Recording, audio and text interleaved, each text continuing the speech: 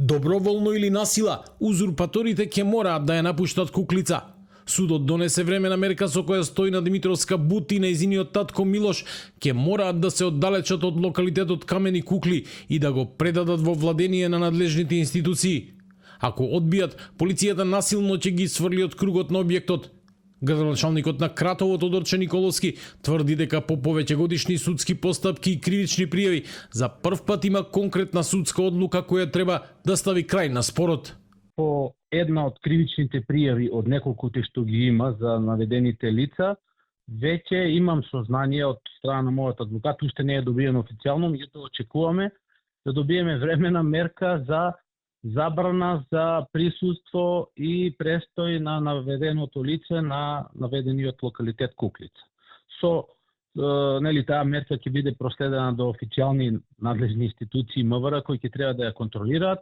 Исто во рамки на мерката изречена и мерка за пријавување во судот, да кажам, определен ден, веројатно, ќе ја почекаме официјално па ќе ја прокоментираме, така да ова веќе е нешто конкретно. Случајот со Куклица стана актуелен откако жител на Кратово јавно објави дека на локалитетот неовластено се наплаќа влесот посетителите и туристите, кои ако тоа го одбијат, добиваат закани и кон нив се пуштаат кучиња.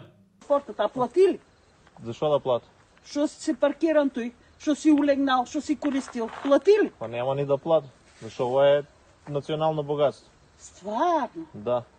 Кој си па ти да кажеш? Даваш и ти фискална.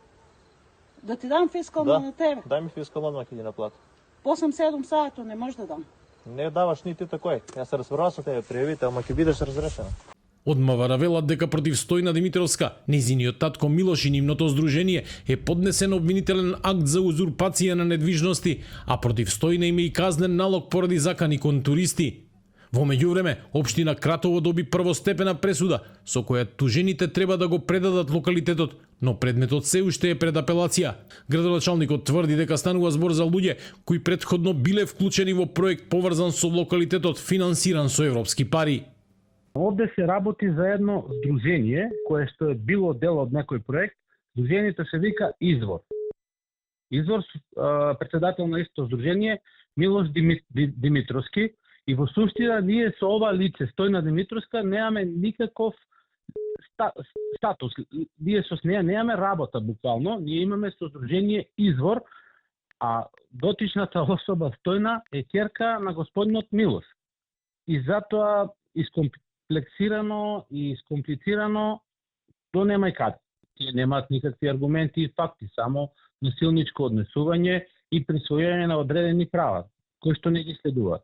Дополнителни сомнежи отворија и финансиските извештаи на здруженијето според кои, иако со години наплаќало влезници на посетители, пријавило добивка од само 1000 денари.